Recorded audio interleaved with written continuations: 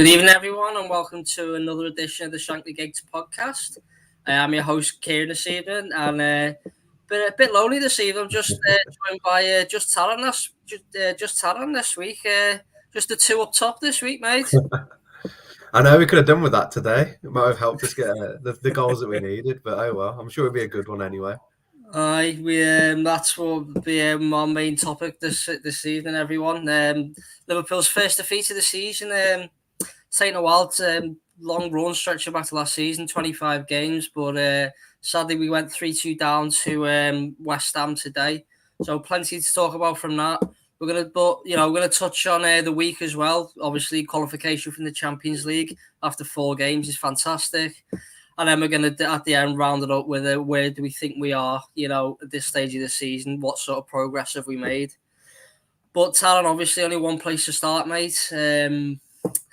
Yeah, it's a bit of a difficult pill to swallow, really. Not the best of games, but I think at the end of the day, we didn't, we weren't at the races, were we?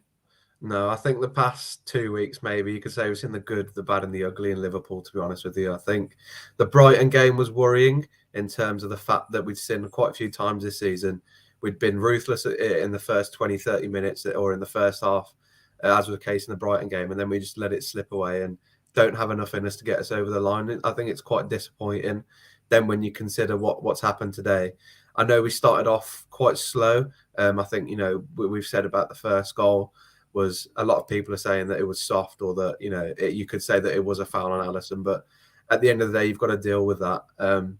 But then I think we did well to sort of get back into the game. I don't think we deserved it, to be honest with you. I think we're too slow playing the ball forwards. It was quite shocking, really, considering the football that we'd seen Liverpool play against better opponents.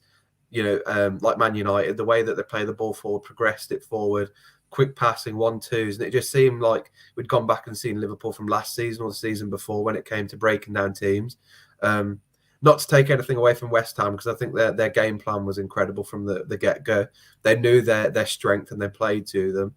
And I think that we didn't do well enough to sort of counter those strengths and identify weaknesses and make changes when we need to. And I think that was our big issue in the end. But I don't know about you, but for me, I think West Ham just outdid us today. No, to be honest, I couldn't agree more, mate. You obviously brought Man United up. There's a clear difference between them two sides at the minute. One team's just all over the place. They don't seem to have a plan or a method. But West Ham today, under Moyes, you can see that clear plan. You can see how well they are set up defensively, and that midfield as well of Souček and Rice. Running up and down the pitch, making it difficult for us. And so they are a well drilled, set up side, but you still expect better from us, don't you? I mean, I certainly do. I didn't think we were good enough at all. And obviously, first goal, 3 minutes in, it's not the worst time to concede the goal, but you would do have to blame Alisson. He's got to be better. I know we have had times where he's not been the best, but the amount of times he's saved us, you can't be having too much of a go at him. But again, we were talking off air though. It wasn't just Antonio standing in front of him. There was another couple. Ogbonna obviously starts on the goal line. There's no one round him. I mean, I think there's another player, just in front of them as well, who isn't really picked up. Yeah. So I don't know what you were thinking, Taran, but it seemed like a bit too zonal for my liking anyway. Yeah, I think it was quite disjointed. I was quite disappointed, really. I think for the few corners that they had, I know they had the Craig Dawson header as well, and obviously the Zuma goal at the end. But it really shocked me that every single time that Antonio was stood on Alisson or another player was stood on Alisson, nobody went and stood next to him or stood in between the goalkeeper and him. For the first one, Jota's just stood there in open space. So you'd hope, I get the whole zone or overman marking tactics that Liverpool employ, and it works most of the time. But I think in certain situations you need to adapt. And I think in that situation, when you see your goalkeeper struggling, he's got 3 big players right in front of him, the goalkeeper's got to say, can someone pick him up? Or they're top level footballers, and they need to be able, in that moment, to be able to say, I need help in this situation. I think that's all it was, is that Alisson didn't have much help in that, and he doesn't cover himself in glory. He's got to do better to sort of fight through that and get the ball away. But at the same time, he needs his defenders to help him. And I think as well, the positioning for the big players on our team. I know Verge was at the back post, and I think Matip was around there as well. Maybe we need someone bigger at the front just to make sure that the ball's getting cleared. I know we have sort of the smaller players that are good at heading, like Jota, but maybe that would have made a bit of a difference, especially with a West Ham side that are just so good at corners. And the delivery is astounding, you've got to say, but at the same time, you've got to combat it. And I think at the time I was just thinking, it was almost like the Burnley goal a few years ago where Alisson was just like bodied in the box, and no one gave him any support. And you think from that they would have learned from it. I know it was a bit more sort of contestable that day. You could say it wasn't a goal, but at the same time, I think we've got to learn from that and realise that against teams that are so good at set pieces with such big players, we need to adapt and pick them up as opposed to just relying on a zonal system. Yeah, I mean, I think it's just common sense. You see the amount of times, especially when substitutes being made, they're looking at all these clipboards and things of plans of who to mark and where to be. But I think sometimes you've just got to, sort of ignore that, see the setup in front of you, and only takes 5 seconds to go, right, look what we've got here: someone at the front post, someone in the middle, someone at the back, someone on the goalkeeper. I mean, because nowadays I think every team in the Premier League brings everyone back for a corner. I don't see any team that leaves anyone else. You've got 10 men and the goalkeeper there to deal with it, sort it out between yourselves. Because, I don't think any team you're not going to put everyone forward for a corner, so you're going to outnumber them, so to be left in that situation, it's poor. They've got, West Ham got great delivery. I think, up there with Ward-Prowse of Southampton, the deliveries they put in the box are fantastic. But, so it was a disappointing start. But there was an incident just after that, Taran, which I think we need to bring up because I think, for me, and I say obviously speaking to you before we came on air, the challenge on Jordan Henderson from Aaron Cresswell. I mean, there's, I'm a bit dumbfounded. How is that A, not a foul, and B, not a red card? I know. I think the joke was made as well that it wasn't even deemed worthy of a free kick at the time either. So it's unbelievable for me that you've got the referee seeing it in live, you're seeing the linesman seeing it in real time, and then you've got people sat God knows where with cameras with different angles watching it over and over again and deciding still that it wasn't worthy of a red card. I think it's comical really when you think about the red cards that have been given in the past few weeks and you look at that one. Cresswell's in the air, he clatters Henderson, his studs are right by Henderson's knees and his other legs like wrapped around him. Like it's incomprehensible how mad that challenge is and how it hasn't gone unpunished. And I think considering how important Cresswell is in terms of delivery, like we've seen, and just for West Ham style of play, I think it would have changed the game really. But I think at the same time, we were almost rattled by that. I think by the first goal decision not going our way and then having that not going our way, I could think of the players getting quite agitated. And I think that sort of ruined the rhythm. It took us a while to get back into the rhythm from the start after that. And I think that was a big issue, just sort of players losing their heads. And I think Klopp mentioned last week about being unhappy with the attitude of the players. And I think maybe that sort of carried over to the game early on, especially today. But, obviously, I don't know about you, but I think for me, I was quite disappointed with the reaction of our players in terms of going behind to that first goal. Yeah, I think heads will have dropped a little bit. But yeah, all game, the retention of the ball is not good enough. What we've seen the last few seasons, I mean, the way we've kept the ball has been, second to none. Maybe City, the only team up there with us. But yeah, there was just no keeping the ball, giving it away in sloppy areas. I mean, for all that though, West Ham didn't create a chance in the first half at all. The goal came from an own goal from our goalkeeper. So in a way, we were, I think we were quite resolute in that. We gave them nothing in the first half to work off. But obviously it came, it was a poor game. It was certainly a poor first half. It did seem to flow. It just seemed to flow by. I couldn't work out why because it was poor. But we get towards the end of the first half, Taran.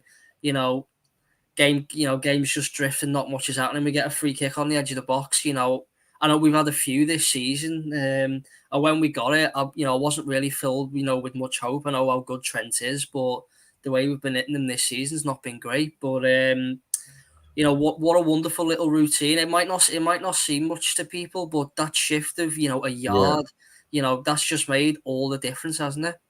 Yeah, I think that's why it's for me. I find it quite annoying when you think that that little change was made in the heat of the moment in the game, just a little sort of tweak that then led to a score and a goal. Whereas at the other end, we couldn't do that in terms of Yeah, it's a good defensively. I point. think Yeah. that's quite frustrating when you think about it because you can tell that that was done between the three of them, between Henderson, Salah, and Trent. Because normally Trent just blasts that into the wall, and I think I was quite shocked to see it go in because I think it was a bit close for him, but it's outstanding, really. I think the way that they've worked it to identify that Bowen's on the end, he's a much short, and that's a huge West Ham wall, and then to put it in the back of the net from there, it is world class, and it's quite funny when you think about the fact that it's not Salah that's hit that; it's our right back Trent that's put that in near the top corner, really. So just shows the quality that we had having the team, but didn't really show on the pitch and in the result in the end. No, absolutely. It was marvelous. Just like you say, Jared Bowen's on the end of the wall. He's a lot shorter than the other lads. It's like I go back to common sense. If you move it that way, if Yeah, a goalkeeper can't see, he's blocked by the wall. Just makes it that much easier. But yeah, we go into half time 1-1. Buzzing back in the game. So how disappointed were you, Taryn, that in the start, before they score, the start of the second half, we didn't dominate the game. We didn't, put our impression on the game, and we just sort of it was as scrappy as the first half was. yeah. I think it's quite rare normally for Liverpool to come out in the second half and not have that much fight or that much sort of desire in terms of going out and winning the second half. And I think they were quite lethargic straight out from the blocks. Normally, Klopp's got them riled up and they're ready to go. But at the same time, we created a few chances. Mane has got to put the chance that he has away before anything else happens in the game. But I think we were just really sloppy in the midfield. I think Fabinho didn't look to his best. I think creatively going forward, Robertson really wasn't the best in the team today. I don't think he suited it. I think maybe it would have been better knowing that West Ham were going to sit back deep and counter attack. If they went a goal ahead, it would have been better to bring on Costas at half time. We've seen how good he is defensively and attacking wise, and I don't think Robertson was having his best day. But at the same time, I think the most frustrating part about it was how rigid we appeared to be in comparison to West Ham. They sit back for the first 40 minutes until we score a goal, and they come out in the second half and they're playing like free-flowing attacking football, switching the ball into play. It was astounding. It was unreal to watch. But you wonder then, how come we haven't adapted and changed that? We just seemed like stuck on the same track record, playing the same like passes over and over again, same patterns, and it just wasn't working. Poor Salah, he picked the ball up and he's got four people around him. I think it seemed like today was one of those games where someone was waiting for someone to do something. They were waiting for a hero to sort of rescue the game, and I think that's quite disappointing for me, really. I don't know about you, but I think that a lot of today can sort of be accredited to West Ham, but at the same time, I think it shows how tactically sometimes we aren't switched on enough to sort of change the system, because in reality we don't normally have a plan B. No, we don't. Again, well, obviously, when we don't win games, we do talk about this time and time again. I mean, obviously, we would, in terms of going forward, we had Firmino injured. But I think that for me, the problems are just at the minute in the midfield. Yeah, And for me, I was at the game last week, and how easy Brighton managed to pass through us. yeah, Time and time again. It was, it it was astounding yeah, to watch. There was only one team who were going to win that game last week, and it wasn't yeah, us. So obviously we've got Thiago and Fabinho back. Obviously they're coming back from injuries. So it's a tough one really, because at the end of the day, we've ended up with a midfield three, which probably is our first choice midfield three, yeah, which I think we would all agree on. But yeah, obviously yeah. they haven't had barely any minutes No, together this season. I just think it shows how important that midfield three is. Whether he's obviously, like you say, we don't have a plan B. We know what we're going to get every week: 4-3-3, Salah, Mane, Firmino, or Jota. Them four, and it's just, yeah, for me the problems come from midfield. I mean, yeah, Oxlade-Chamberlain for me, he has better games and then some disappointing games. He was, I thought he was okay yeah. I today. thought it was decent today, to be Yeah, fair. I just when you're relying on him all the time, Yeah, for me, it just that that's where the issue lies for me. And then I think the problems is certainly the second goal for West Ham. I mean, is it Fornals who brings the ball forward, or Jared Yeah, Bowen, I think? yeah, And it's just too easy the way he comes through. Whether yeah. someone's just got to take a There's foul or a four of yellow them, so card, someone's got to or put a challenge in, take him but down. just put some decent challenge in it. Just Yeah, again being sloppy, giving the ball away, and it like we say, it was just all too easy, wasn't it, Taron? yeah. I think that's why it was surprising as well, especially for that second goal. And you've got four players, none of them are on a yellow card, and they're running back towards goal. And you're just thinking, someone just stick a foot in. If you get the ball, you get the ball. If not, you're breaking up like a massive counter attack. And it was quite shocking, especially I think for me, Fabinho was the one where I thought, you're there, just put a challenge, and you're meant to be sort of our last almost enforcer, I'd say, to stop Van Dijk and Matip making challenges like that. I was waiting for him to put a challenge and he just didn't want to. I don't know if he couldn't get close enough or just anything, but it was shocking that none of them put a challenge in and they slide it through. And Alisson wasn't having the greatest of games and he's got to do better to save it. But there's so much more that's got to be done before it even gets to that point. And I think that was just so clear today. Like every single goal, every single chance, there was so much that went wrong before like it even got to the point where they were about to score. It was just a mess, to be honest with you, from start to front. I know we talked about before the Liverpool Villa game, and we said that in the end it wasn't that bad because it was almost comical at some points and you're in disbelief. But I think for me personally, watching today, knowing that we had our first team players there, knowing that I know we had our issues, but also knowing how good we've been in the past few weeks, to then go and perform like that was quite upsetting, really. And I get that we said as well that we've almost forgotten what it feels like to lose, which is such a luxury to be complaining about. And it's sort of forgotten sometimes how lucky we are to see the Liverpool that we have. So when we do lose, it does feel a bit like the world's coming to an end. But I think it was a manner that we lost as opposed to the scoreline in the end. Yeah, I mean, I don't think it helps. Obviously, we are doing this podcast only a couple of hours after the game. If we were doing it in a couple of days' time, maybe the tone is a bit different. Yeah. But this is just how it is. It's just how we feel in that. But I think for me, the second goal just summed up, how it was. Sloppy ball in midfield, sloppy ball given away from I think Mane. Yeah. Midfield not good enough. Easy ball through, and Alisson could do better. I mean, it's just how it is. And I won't speak about the third goal because, to be honest, you just go back and see what we said about the first goal, and it's exactly the same. So we'll talk about a couple of individual performances. You brought his name up before, Taran. Andy Robertson. I mean, he's been a fantastic servant to us. Since he came to us, and I think he's at the minute he's just been done by the high standards he set over the past few seasons. If you'd have said 10 years ago, you'd have seen this level of performance, you'd have thought unreal.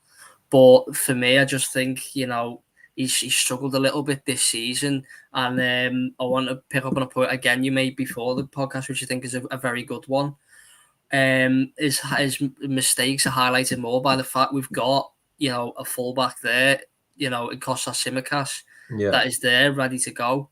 He's, I saw a stat in the week. Every time Kostas has been on the pitch this season, that we've not conceded a goal at all. Yeah. So I think how is it how disappointed would you be? Kostas feeling that he's not getting in the team. I know Robertson is our first choice left back. Yeah. I think we'll still be after this, but is the gap between them not as big as we thought? Was Kostas really going to challenge Robbo for that left back spot?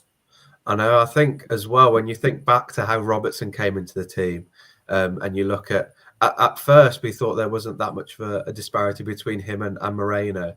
And then all of a sudden, Robertson just took off and he was astounding. And I think when we came into this season, we thought that Kostas was nowhere near Robertson in terms of performance. But he's played this season, he's got minutes under his belt, and he's looked just as good, if not at the same level as Robertson this season. Just thinking about it now, I think what is quite difficult as well for Robertson is that it seems that on his side of the pitch, it's all changed. I think that left side of the midfield is always the one spot that changes normally. And I think losing Wijnaldum in there, the chemistry that them two had, and also I think Mane not playing the same way that he has in the past few seasons, maybe that's caused quite an issue for him, because normally he's running forward and he knows he's got Mane dropping into pockets. He knows he's got someone there as backup. But now, today, a few times, he's got the ball and he's just stood there and he's like, well, who have I got? You know, Ox is there, but he's not in the position that sort of Robertson would say he's accustomed to, because I think that's a big thing, especially at the top level, is the chemistry between players. And if your sort of the muscle memory is, oh, there's normally a person there, for it to change so rapidly in such a short period of time must be quite difficult for him. But I think at the same time, his quality wasn't at the level that we expect of him today. Crossing balls into the box when you've got Craig Dawson and Kurt Zuma in there to Diogo Jota just isn't going to work. And I think he didn't seem like he had any other ideas aside from get to the byline and cross it in. Normally, you'd expect him to sort of drive forward with it or just do something else, get into the box, just try and create something different. But I think today he just didn't seem to want to push it to that. I think it got to the point where he was sort of compensating by chasing after players and doing that sort of 50-yard dash that he does when he's just like absolutely mental, and it just wasn't working. I think it wasn't his greatest day today. But I think now looking at it and thinking about it, maybe it does come down to the fact that a lot of the changes in the team that happen each week are sort of on his side of the pitch, because look at Trent and he's got Hendo and he's got Salah. Them two are sort of mainstays in that team, and that chemistry is always there between them three. You see today the link-ups for Trent. I think it's Trent chance that he had, or Diogo's chance. It's that link-up between Salah and Trent, but Robertson clearly doesn't have that sort of chemistry with Mane at the moment, and maybe that's a bit of an issue. Do you know what? I think that's a very valid point you bring up there, Ty. It's certainly not something I've thought of, but it makes a lot of sense what you're talking about. You would say our stronger wing would definitely be the right hand side. Yeah. The way Trent obviously gets forward, the quality he's got, I think he does put a better ball in than Robertson. Obviously, you've got what we've said is the best player in the world at the minute, Mo Salah there as well. Yeah. So the threat that you're always going to cause that side. I mean, I just he's been that good the last few years, that consistent, giving you 7, 8 out of 10. Naturally to keep that high level of performance up, it's going to take a superhuman effort. Yeah. But so we're not having a go at him that much. But I think you do make up a really good point there of the changes at the left side midfield. Yeah. Mane being a bit indifferent. So the questions there whether you go looks at Tsimikas or not. Obviously, we've got 2 weeks off now before the Arsenal game. We'll wait and see. But I think we've dwelled on the West Ham game a bit too long now. So we'll move on to happy news anyway. Yeah. And I'll take you back to Wednesday and wonderful performance against Atletico, a 2-0 win, which secured us as group winners already after 4 games. Taron, it was when the group came out, it was labelled the group of death. There was, I think, something like 17 Champions Leagues between the 4 teams. And here we are after 4 games, sat here, and we've already confirmed as top of the group. I mean, are you surprised that it's, taken only 4 games, especially with Atletico being 2 of those? And just, looking ahead to the, a busy part of the season coming up, how much of an advantage this could be for us? Yeah, definitely. I think as well, looking at the games that we've played in there, the Milan game, the first Atletico game, games where it was really uncomfortable for us and we had to claw back and get back into the game and get the 3 points when you thought, oh, we're only going to get a point here, and a point would have been good enough. But to get the 4 wins that we need is just astounding. I think we've been very good in the Champions League this season. I think we obviously have been quite poor, I'd say, defensively in some games, but we've also made it back with our attacking sort of prowess, I'd say.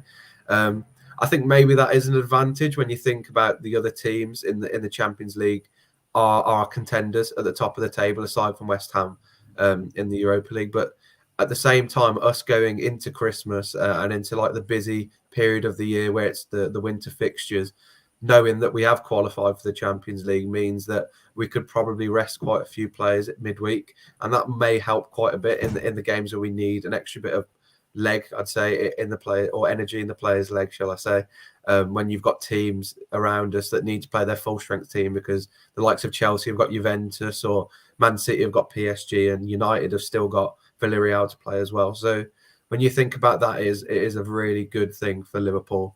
I think it has sort of damaged us currently, I'd say, in terms of our performances on the weekend when you're playing your first team, squad team in the week, and then asking them to play again on the weekend, especially in such a short period of time.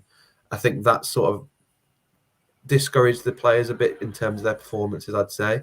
But at the same time, to wrap up Champions League qualification this early is always a bonus, and you can't really complain too much in the end, can you?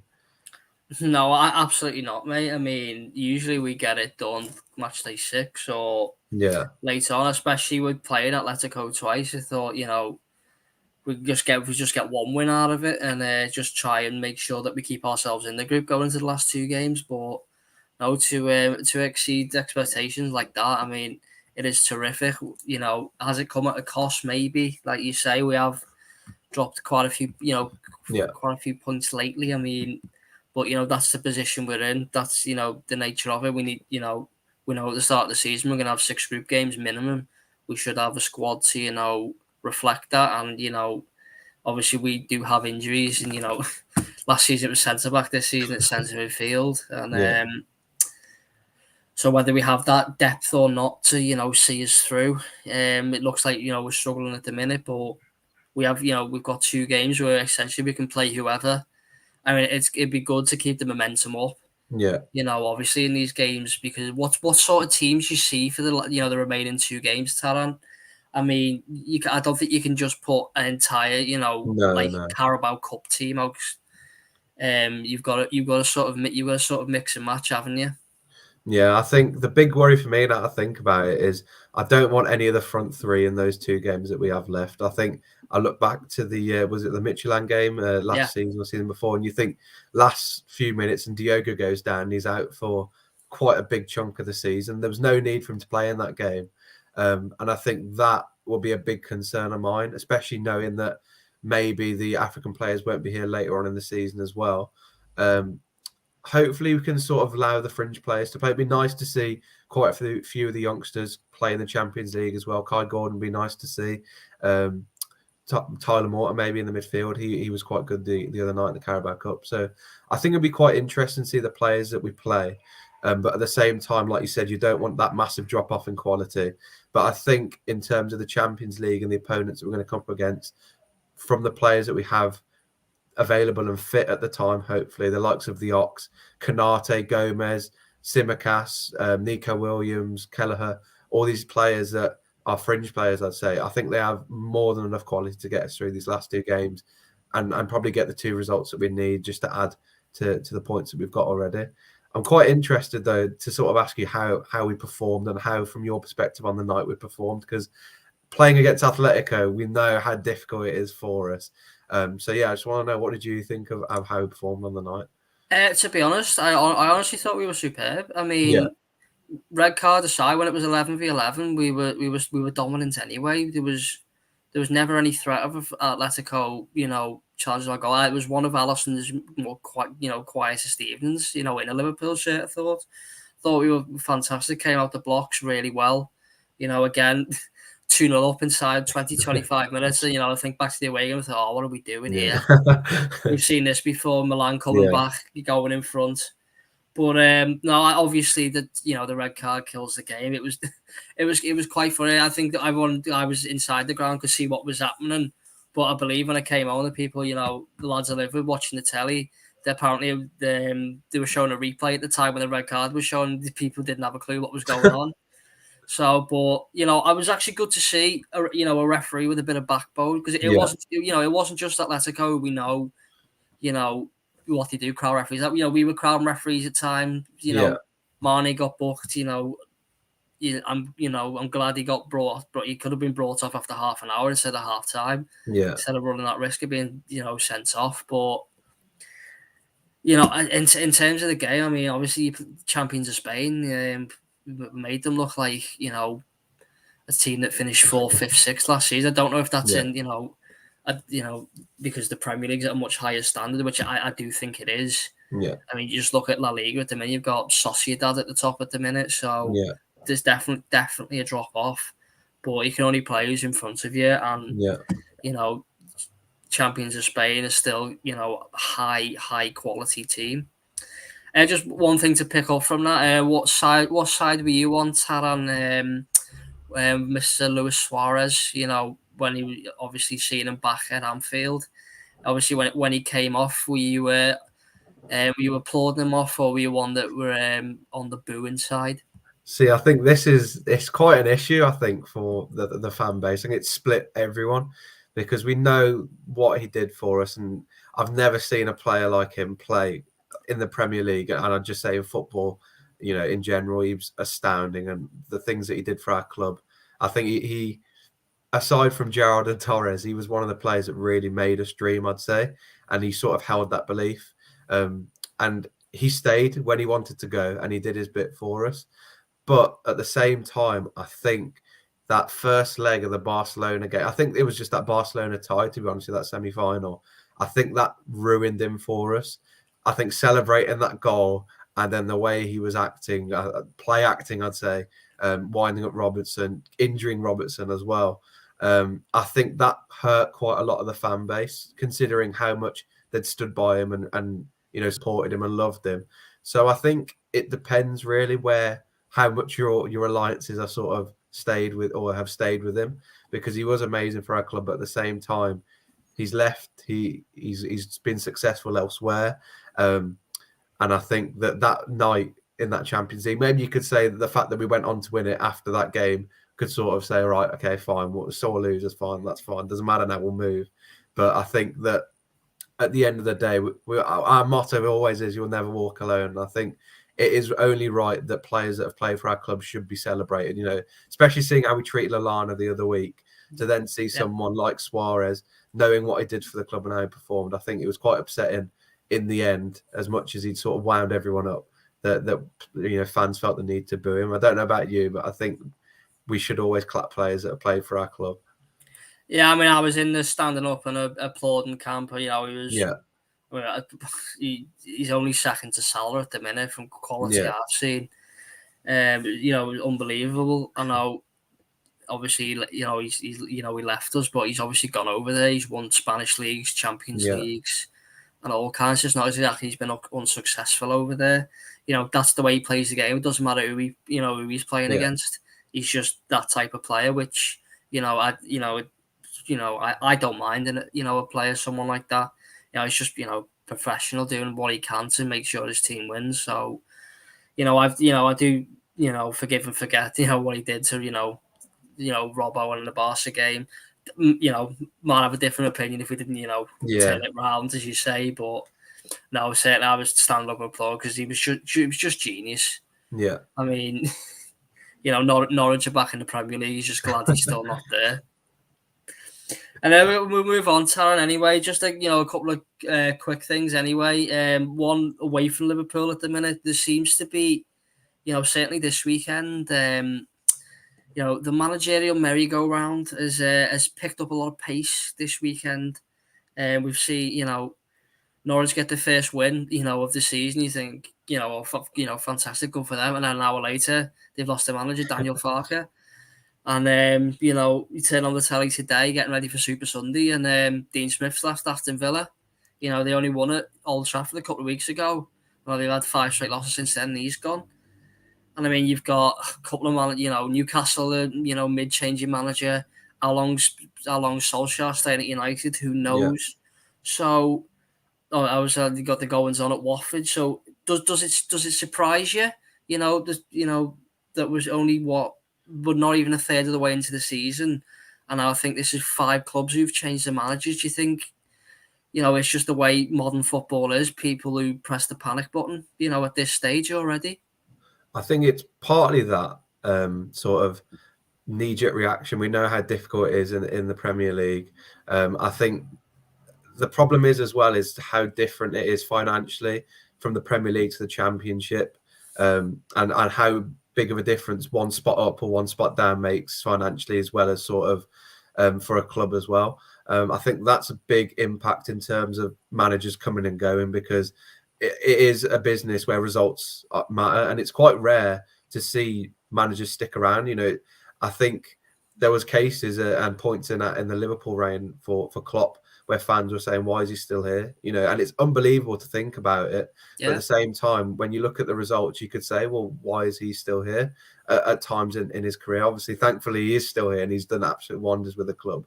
But at the same time, I think when you look at it, sacking a manager now is probably an ideal time when you think that they've got a good few games to get a handle of their squad, and then they've got a transfer window coming up ahead. It's sort of looking at sort of previous seasons. You say Big Sam came in early December, was it, or just late November? yeah, The man notorious for keeping clubs up, and he still couldn't do it. So I think maybe it is clubs looking and thinking maybe the earlier we get managers in, the more time we give them, there is better chance of them staying up. Conte coming in is baffled me, considering he didn't want to come in at the summer, and yeah. all of a sudden 4 months later he's, oh yeah, I'll have this job, which sort of baffles my brain. But that's Tottenham for you. Tottenham love spending money on sacking the managers as opposed to players. But yeah, I think for me it is an ideal time to get a new manager in, if you're not performing well enough. I was quite shocked, to be fair, with Dean Smith, the manner that sort of Villa got rid of him, seeing how much he'd done for the club. Boyhood Villa fan. It was quite upsetting, really. And like I said, he's done so much for Villa. But the problem is when you've brought big players in, spent big money, you need to sort of be able to hit the ground running. And if you can't, then they'll find someone else that can. I'm just quite thankful that we haven't had that situation in the past few years.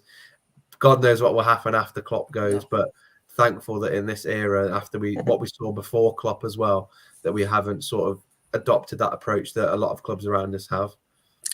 Yeah, I think from that point, I don't think people realise how good we've got it right now. Yeah, I mean, because you flip forward a couple of years, I don't think you're going to be there too much no, longer. I think no, it'll be a couple of years, yeah, and all of a sudden you'll have a transition period where you don't have Klopp.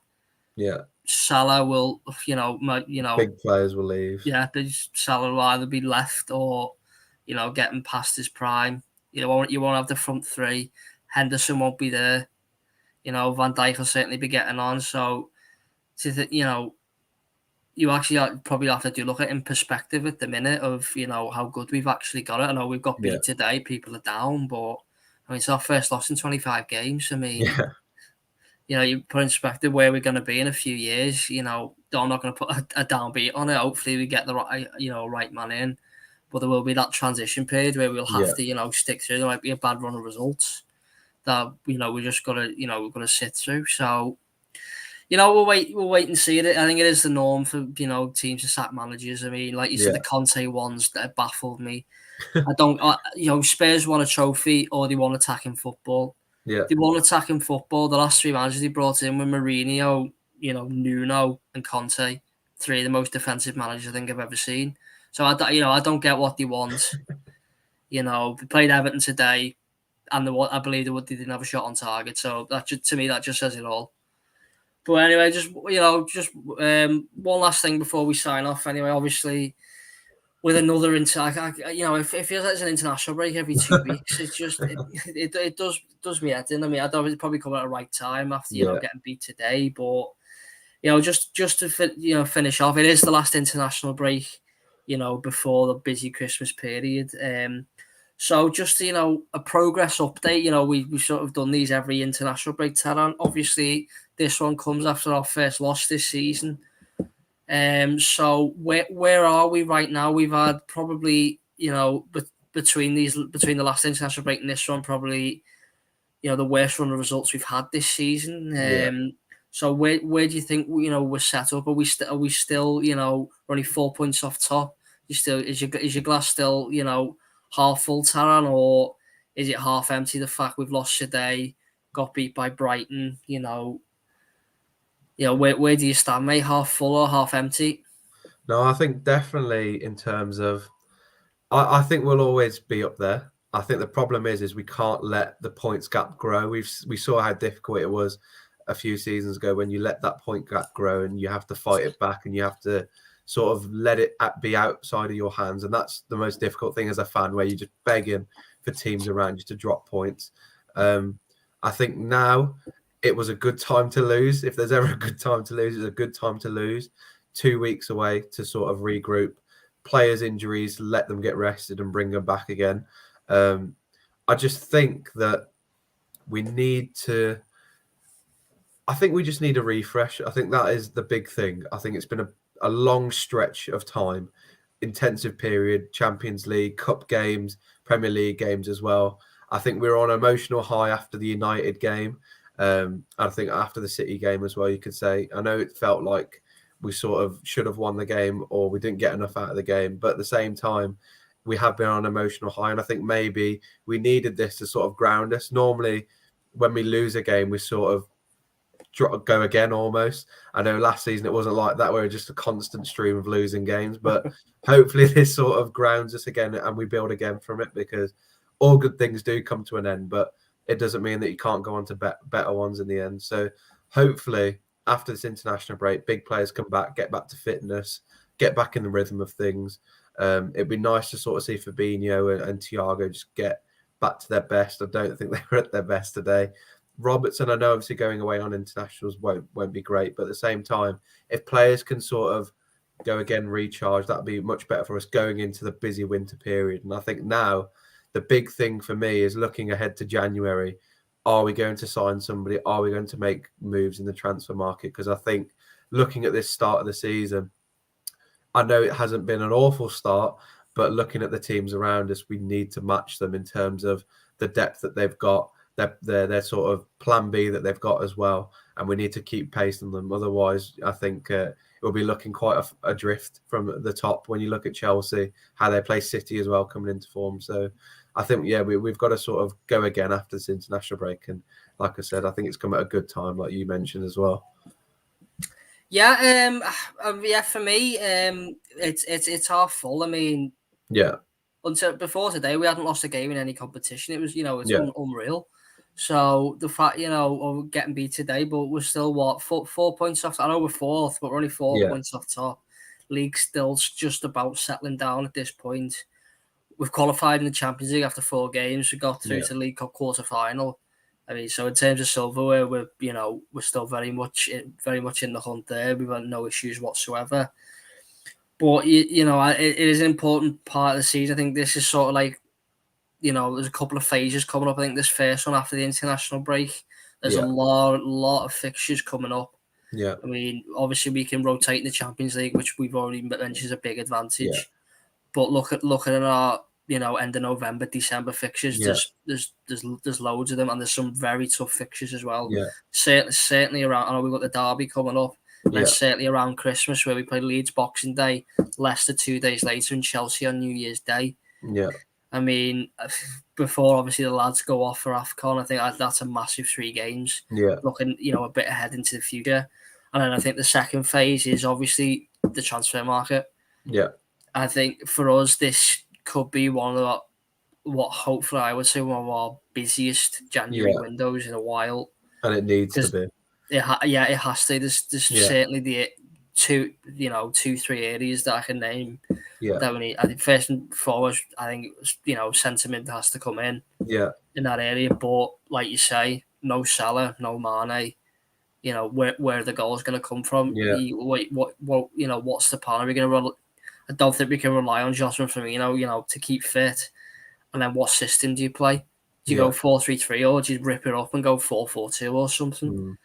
Do we then see a plan B? So I don't see Klopp changing formation. Sorry, I see him changing personnel. Yeah. So I'd like to think this has all been pre-planned though. Yeah. If they haven't thought about it already, I think I'd be extremely naive. The way Liverpool have done the business the last few years, I'd like to think there's already, they've got the priority list, and I think there's no reason why you wouldn't join us at this point. Flying in the Champions League, going well in the league, you're playing for one of the best managers in the world. Yeah. So, hopefully they've got that sorted, because we're not the sort of ones to go out and spend 70, 80, 90 million. Whether we do this time, obviously we have done it with Van Dijk and Alisson. Whether we look at it and go, right, now is the time to, buy that sort of, near enough finished product for that amount of money. You look at the likes of, in the Premier League, like Rafinha for me would be fantastic for me. He's that sort of player. But for me, you're looking at 60, 70, 80 million easy. So, we'll have to wait and see. That's a couple of months away yet. We've probably got about 10 Premier League games up until then. So we have to find a way. We're 4 points behind at the minute going into that Chelsea game. I don't think we can afford to be too many more points behind them going into that. So, yeah, for me at the minute, the glass is certainly half full. We're going all right. And I think we can hopefully look forward to what will be a busy set of fixtures, but hopefully a successful set of fixtures. And on that positive note, anyway, we've managed to find one, and that is all we've got time for on this week's edition of the Shankly Gates podcast. Thanks to Taran. Thanks for turning up, mate. Thank you, Kieran. Really enjoyed it. Thank you. Yeah, I think there will be a week off, obviously, with the international break, but certainly we'll be back in 2 weeks when we will be discussing the Arsenal game. Yeah. So until then, guys, thank you very much for watching, and we'll see you soon.